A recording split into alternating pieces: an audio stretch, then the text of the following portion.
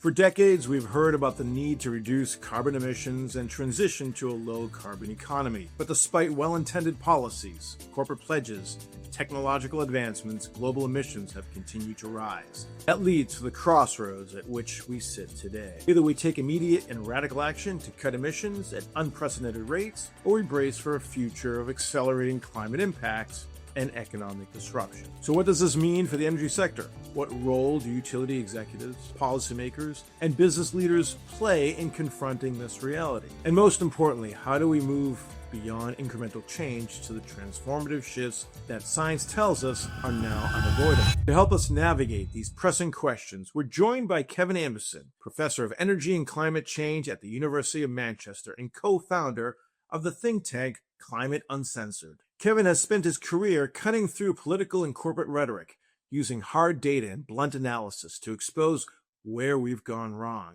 and, more importantly, where we go from here. I'm Jason Price, podcast host, and coming to you from New York City. And with me, as always, is Matt Chester, Energy Central producer and community manager from Orlando, Florida. Matt, I know that the climate policy and corporate sustainability are always hot topics in the Energy Central community. What are utility leaders discussing right now about the urgency of emissions reductions? Yeah, Jason, within our Energy Central community, the utility leaders, they're increasingly acknowledging that the pace of emissions reductions, it does need to accelerate. But the challenge that they, of course, face continues to be balancing that need with their obligation to prioritizing reliability of the grid, affordability for their ratepayers. So we're seeing many focused on scaling up renewable energy, grid modernization, and energy storage. But the debate within our community also regularly highlights that, incremental steps, they possibly won't be enough. So there's a growing focus on regulatory hurdles, market incentives, the role of emerging technologies, things like AI, carbon capture. How are those going to change the decarbonization pathways we have? So it's obviously a massive topic and of course, one without an easy answer. Yeah, thank you, Matt. And also a big thank you to West Monroe for making today's episode possible. So without further ado, let's get started with the critical conversation we're going to have today. So Kevin Anderson, welcome to Energy Central's Power Perspectives podcast. Yes, it's great to join you, and it's really nice to be engaging again in the United States. Kevin, we're thrilled to have you here, and we always appreciate and value a European perspective. And I know it's late in the day for you, so thank you again for joining us on this important topic. Kevin, you've been outspoken about the reality that we've now left it too late to limit global warming to 1.5 degrees Celsius. To start with, how did 1.5 degrees Celsius become the established limit, and where are we today? Well, I think before focusing directly on 1.5, we almost need to go back to 1992 and what was called the Rio Earth Summit. And out of that came the first of the big negotiations and conventions on climate change, the United Nations Framework Convention on Climate Change. Climate change is awash for these terrible acronyms. So that was established then. And the two key elements of the UNFCCC, which almost every country in the world signed up to, one was Article 2, which was actually about holding emissions down sufficient that we would avoid, the language was dangerous anthropogenic interference with the climate system. In other words, cut emissions down to avoid dangerous levels of climate change. And the second article was to cut emissions with fairness, international fairness, equity, absolutely at its core. And every single agreement that we've made ever since then is built on that UNFCCC foundation. But it was 23 years before we finally defined at the political level what is dangerous. I mean, scientists can't tell. Well, scientists can tell you what's dangerous. Science cannot tell you what is dangerous. Science can inform the debate about it, but if you're a scientist that works in the coastal strip of Bangladesh, your view of danger will be quite different to a scientist who works where I am today in Sweden. And so it wasn't until the Paris Agreement in 2015, where it was then the negotiations were coming to a head about what levels of temperature increase, which relate, of course, to impacts. And impacts are ultimately what it's about. What climate impacts are we prepared to accept? And the impacts were related to 1.5 and 2 degrees centigrade were considered to be sort of the threshold of what was dangerous.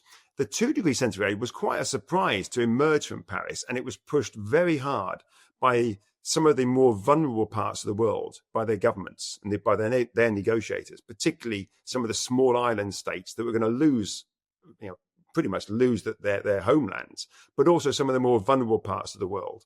So 1.5 was really pushed hard by the more vulnerable countries of the world in terms of climate change. And that was finally embedded within the Paris Agreement. So it was 1.5 and 2 degrees centigrade. And initially 1.5 was seen as a secondary criteria. But since 2015, not only have we dumped another third of a trillion tons of carbon dioxide in the atmosphere, but in addition to that, the science has improved significantly. So now we recognize that the difference between 1.5 degrees centigrade of warming and 2 degrees centigrade of warming, actually, that's a very large difference. There's a very big difference in the amount of energy we're putting in the atmosphere. And there are lots of other dangerous impact issues that occur between 1.5 and 2. And I think it's fair to say that today, from the science realm, we would say 1.5 degrees centigrade of warming already starts to embed what we would consider to be dangerous. Unfortunately, that has occurred at the same time that we're pretty much hitting 1.5. So we've left it too late now to actually hold to not going above 1.5. And we're rocketing towards 2 degrees centigrade.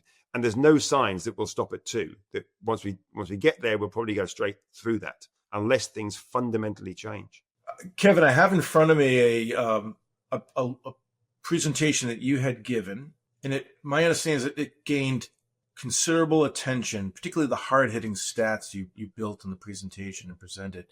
And the tagline, if I'm reading it right, tagline is pessimism of the intellect, optimism of the will. So what do you mean by that, and who are you talking to? Well, firstly, as I say, I'm borrowing that from Antonio Gramsci. That was a sort of motto he had. He lived a very hard and challenging life. And I think that's where we are on climate change. I've spent years, almost decades now, trying to unpick the numbers, and they get worse every single year. Climate change is a cumulative problem. So that expression is the motto, or was the motto of Antonio Gramsci. And the reason I think it's valid today is that I've been unpicking the numbers on climate change for decades. And there's no way that I can look at those numbers and feel anything other than deep pessimism. That our emissions today are 60% higher than they were at the time of the Rio Earth Summit. Emissions are still rising. Last year, they went up again, probably by about 0.8%. We know the impacts are occurring at a faster rate than we expected. There are a whole series of discontinuities, more commonly referred to as tipping point issues, that look like they're closer than we initially thought. There is no government that's driving an agenda that is anywhere close to what would be necessary to deliver even on the weakest interpretation of our Paris commitment. So there is at the collective level, there is no good news out there. Now, that's not to say there aren't little pockets here and there, but the collective level, everything points towards pessimism. And the optimism of the will is that the only way we get out of that is by driving change. We don't want hopium. Hopium isn't something we just hope would occur. Hope emerges out of action. Action emerges out of a will to drive change. So whilst intellectually, from all of the analysis, I feel deeply pessimistic, that doesn't stop me having some optimism for driving change. And that again is partly why you're having these podcasts, is to try and drive and facilitate change. Now, if someone asks me, do I think we'll succeed? No, I think we're going to go to hell in a handcart. That's a guarantee if we don't try. And so it's incumbent on people like me to make every effort I can to engage other people to make their efforts as well. And so that's where I see this pessimism of the intellect from the analysis and optimism of the will. And there are things that we can do if we're prepared to drive change. The problem now is that those things that we have to do are not incremental. They're fundamental and profound at every single level. And they're underpinned by the maths and the science that help us understand climate change. Right. So we all understand that this is going on, but it sounds like you're suggesting that in some degree we're all sort of stuck like a deer in a set of headlights, right? We see it coming, just don't know what to do. We're not denying it's coming. It's just we see it coming and we don't know what to do. And you said that there's pockets of change happening. I'd love to hear some of that. And knowing that we have a utility audience that listens in, how are the utilities ranking here? Well, they're ranking like everyone else, really. I'm not aware of any utility, not just on energy, but some of the other ones as well, that is in any way, shape, or form facing the challenges that are around the corner. That are already occurring. I mean, a lot of our utilities are not even up to speed with where we are today. I mean, they can't deal with current weather changes. So extreme weather causes problems for utilities now, let alone what we're locking in with climate change.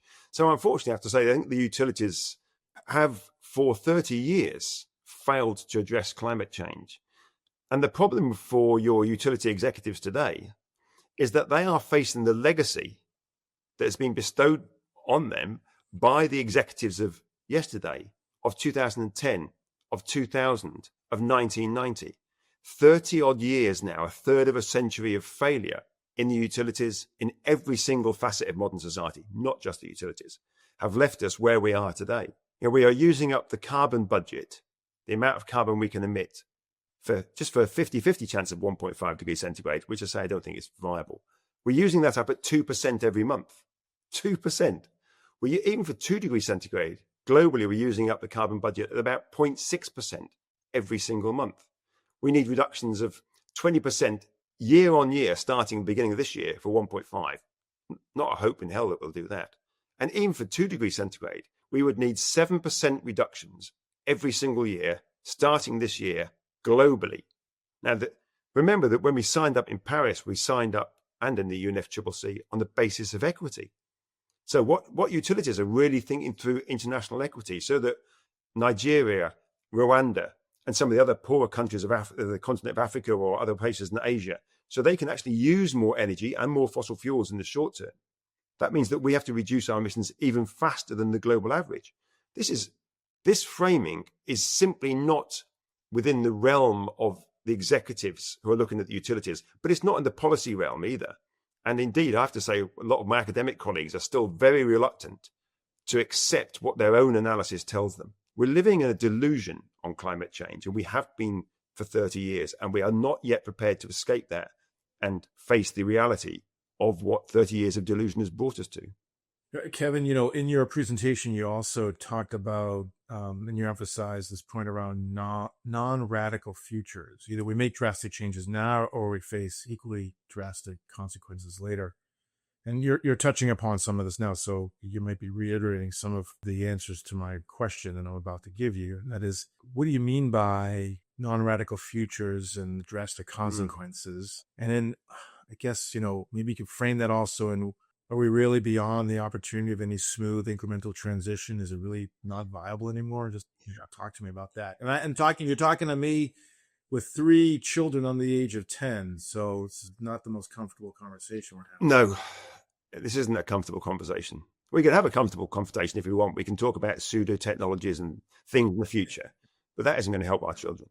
We can carry on with, I mean, to cut it, to say it bluntly, lies, delusion, misleading use of pseudo technologies. We can carry on with that, and then we'll face the absolute radical impacts of climate change hitting home. And those impacts will play out. Initially, they are starting to play out, of course, in some of the poorer, more climate vulnerable parts of the world. But we're also starting to see some of that in the wealthy northern hemisphere, the global north, where in fact we've been the cause of most of the climate change that we're seeing. So those things are starting to play out, but they're going to play out worse on worse, year on year. And that will affect everything. It'll affect food security, it'll affect migration, it'll affect military tension, it'll exacerbate all sorts of other problems that we're seeing socially around the world one way or another. So the situation climate change will be an exacerbator of existing tensions, and then it will be the tension itself. It will fundamentally change weather, which will change food security, which will change where we get our food from, the price of the food, who can afford the food in the wealthy parts of the world as well. So it is at every single level. This is a fundamental threat. To avoid that and that will take a few years to play out, particularly in the global north. To avoid that means we immediately have to undertake radical changes, not just to our physical infrastructure, to the technology, which we will have to do. And it's not just on the supply side, it's also on the demand side. It's the built environment, it's our transport network, as well as electrifying most of the energy system and then the electricity generation itself. We've got all of that we would have to do. And that will have to go along with profound social change, because we've left it so late that whilst we do need to technically change the structures we have, that now is just simply not going to deliver. There are lots of discretionary emissions that are locked into the lifestyles, and this is where it becomes particularly challenging. The lifestyles of people like me, and no doubt most of the people listening to this, that we are the high emitters in our society. And I don't mean a little bit above the average, way above the average. And those emissions are discretionary. We like our big houses. We like to fly, sometimes business class, sometimes first class. We have big cars. We travel a lot of places. We have double door refrigerators. We might have a second home. We've completely normalized in our part of the world. And when the communities we're within our own countries, we have normalized very high levels of consumption and very high levels of emissions. Like it or not, they're discretionary. And if we are serious about sticking with our Paris commitment, I'm talking here more about the 2-degree C framing, which is disastrous in many respects, rather than the 1.5.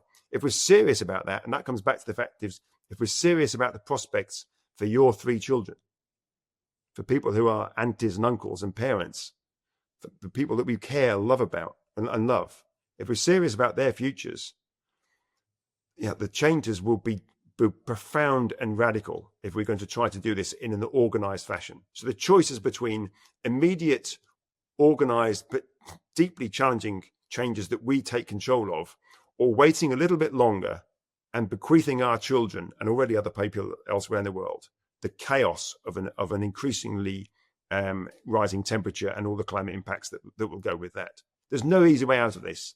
And again, I come back and I repeatedly emphasize this. That is the product of 30 years of doing nothing about climate change, but watching our emissions rise. Kevin, when we met in the pre-call, you understand the United States energy structure, the regulatory environment, and how it works on a state level. So you understand the conditions of how the U.S. operates. Knowing that many of our listeners are the utilities and the utility executives and decision makers, we've got regulators that listen in to this podcast, we've got a diverse audience in the energy space. What does this reality mean for them if they're going to take all this seriously? What should they be doing today that is fundamentally different from what they've done in the past? What is that message you want to make sure they walk away with? If each day they come home from work and they feel comfortable, they haven't succeeded. What they're going to have to do every day now is going to be deeply uncomfortable to to all of their business norms, their structures in their societies, in their institutions rather, the values within their institutions, how they engage with the regulators, those relationships between the regulators and the utilities, and indeed with the customers. All of these will have to fundamentally change. It's really hard to demonstrate really where this has been done elsewhere. I don't think it has. We have never really faced anything quite like this. Probably the nearest thing we've seen is mobilization for wars, and I don't particularly like wars as a metaphor for progressive change.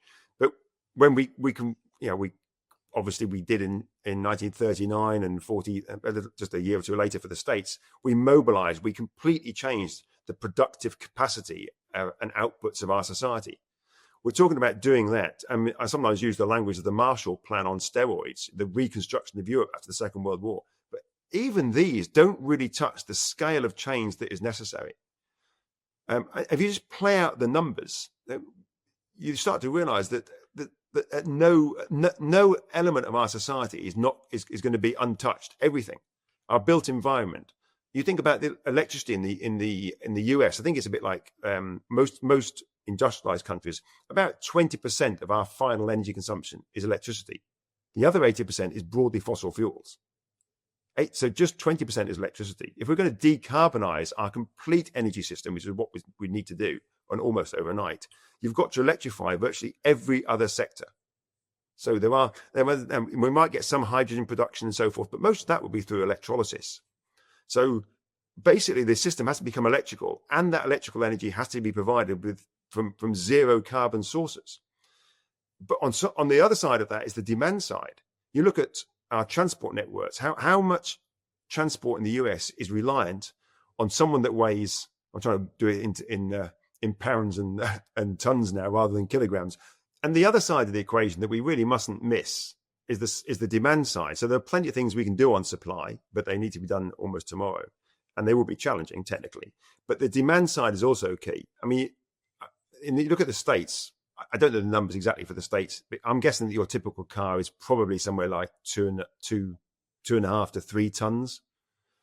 So what's that? 6,000 pounds, 6,500 pounds in weight, carrying what's inside, somewhere between 100 and 300 pounds, depending on how many people are in the car. And we've normalized that that's a perfectly reasonable way to get around a few miles when we're traveling to pick up our groceries or pick up our children from school. We've normalized that. Those things will have to fundamentally change. You cannot continue to operate with the sorts of levels of inefficiency that are totally normalized in modern societies today and do that via the renewables or other really low carbon options. We've only been able to do that because what we've done, we've taken out of the ground millions of years of energy that's been stored in fossil fuels, and we've burnt it almost overnight. And so because we can't carry on doing that, we're going to have to find other ways to power our societies.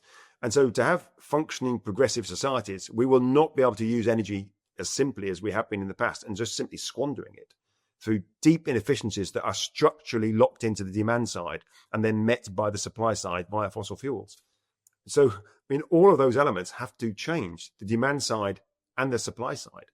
And it's also worth bearing in mind, of course, that most energy is not used by the average people in our society.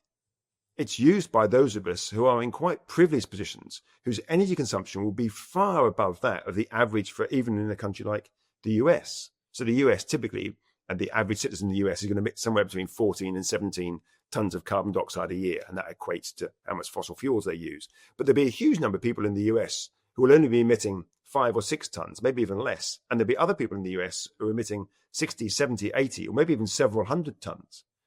And so this is, even within our countries, if we're serious about climate change, the equity lens is absolutely key. We're concerned about affordability, but affordability to professors is pretty irrelevant.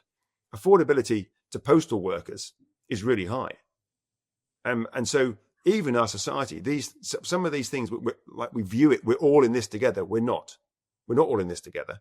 Impacts are not spread evenly, but responsibility is not spread evenly. And that adds another layer of uncomfortableness into addressing these challenges, because it's as much about equity and fairness now as it is about the technology. As I often say, you can't squeeze emissions out of people that don't emit. And understanding the difference between structurally locked into an infrastructure and discretionary emissions of those of us who are in quite fortunate financial positions in our countries is really key if we're going to respond to climate change in any sort of timely fashion. So, Kevin, I want to ask you about technology for a moment. You know, there is technologies like carbon capture. I've always been, a little suspicious on whether the technology can prove out what it says it can do. But technologies like that do exist. What's your opinion of carbon capture and any others that sort of address this issue? Will it help us get out of the situation that we're in any way? Well, I should add here that I spent a lot of my previous life as an engineer designing and building offshore oil platforms. So I have a background in engineering in the petrochemical industry. It can do a huge amount. However, CCS, firstly, carbon capture and storage, has been used so far, not as a technology, but as a delaying tactic. It's simply been used to avoid having regulations. The oil companies have been talking about CCS for probably 25 years now. Certainly the last 20 years, I know of a lot of strong advocacy by the oil companies. If you look at what they are actually doing today, they are currently capturing and storing about 7 to 10 million tons of carbon dioxide a year, 7 to 10 million globally.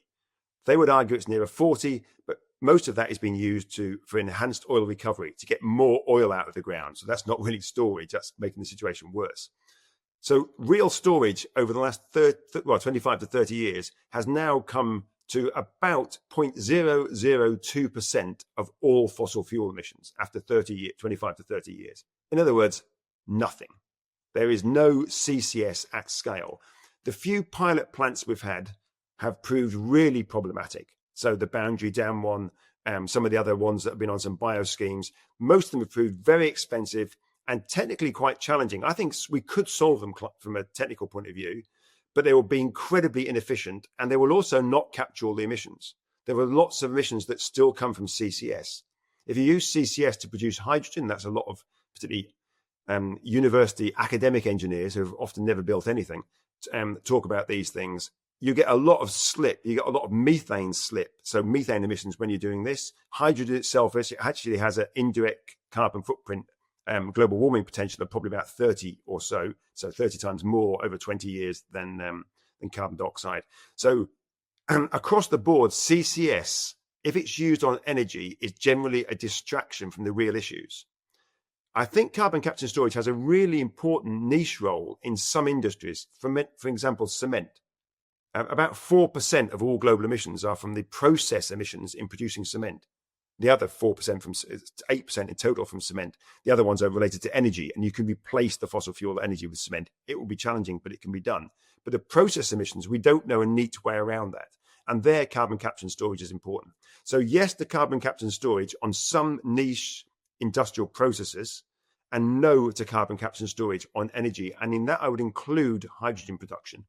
And it's true of quite a few of these technologies that are sort of bandied around by the oil companies. They put them forward not as real technologies, but as ruses to avoid regulation, to delay regulation.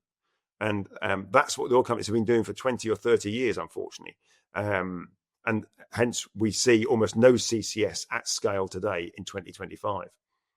Well, Kevin, this has been an amazing conversation, and I feel like we could continue with a lot of these questions and test a lot of things against, the conventional wisdoms. And I could hear you and see you challenging many of the thinking, because we're trying to reframe the solution as something that will have this problem just go away and magically solve itself. And you're bringing us back to reality and making us look in the mirror and say that we've got a bigger problem on our hands. We have to take ownership of it, and we need to make some collective decisions, no matter how painful they may be. We need to make those decisions, make them fast.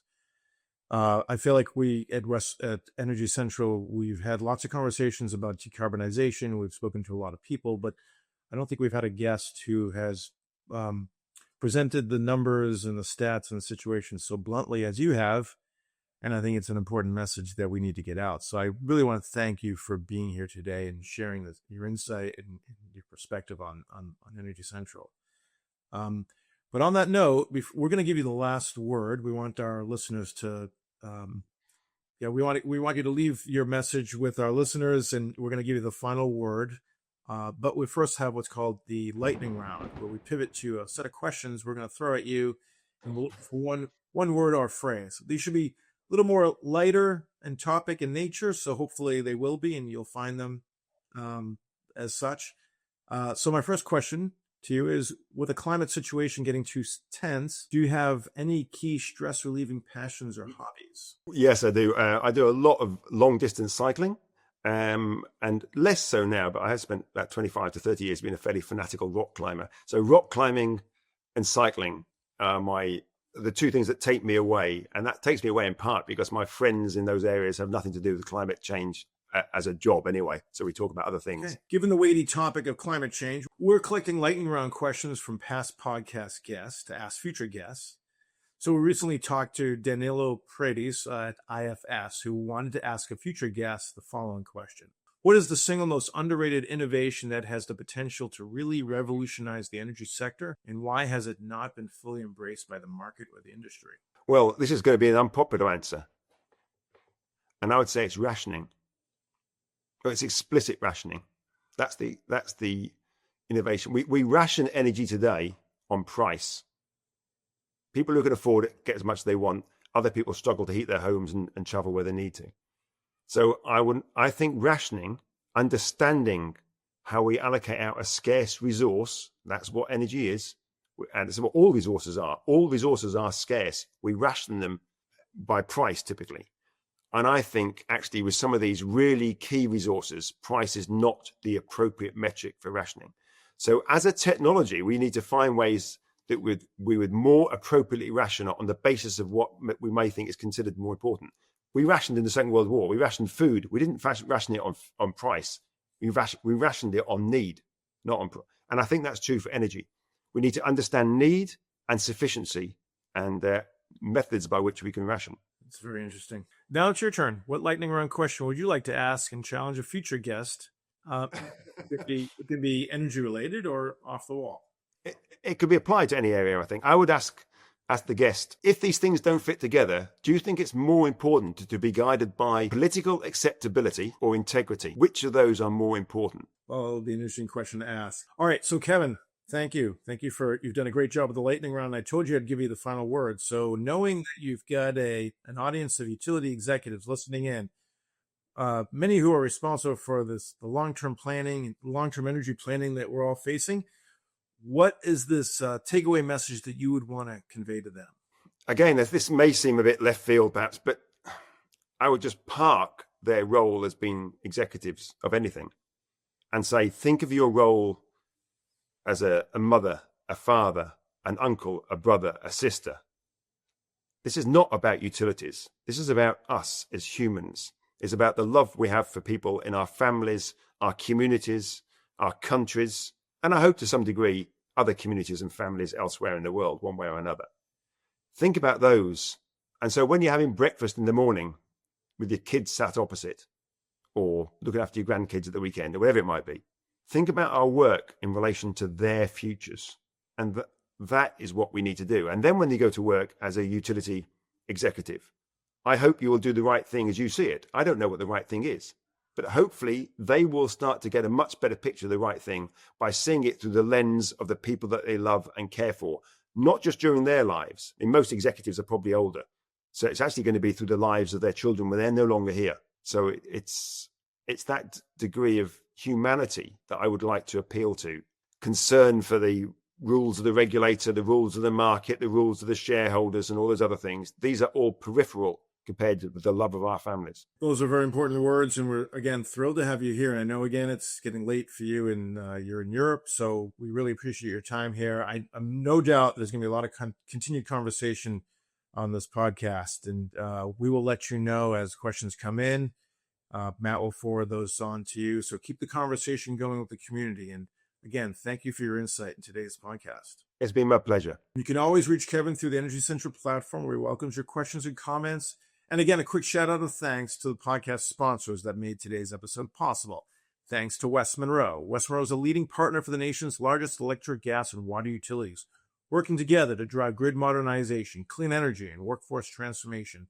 West Monroe's comprehensive services are designed to support utilities in advancing their digital transformation, building resilient operations, securing federal funding, and providing regulatory advisory support. With a multidisciplinary team of experts, West Monroe offers a holistic approach that addresses the challenges of the grid today and provides innovative solutions for a sustainable future. Once again, I'm your host, Jason Price. Plug in and stay fully charged in the discussion by hopping into the community at energycentral.com, and we'll see you next time at the Energy Central Power Perspectives Podcast.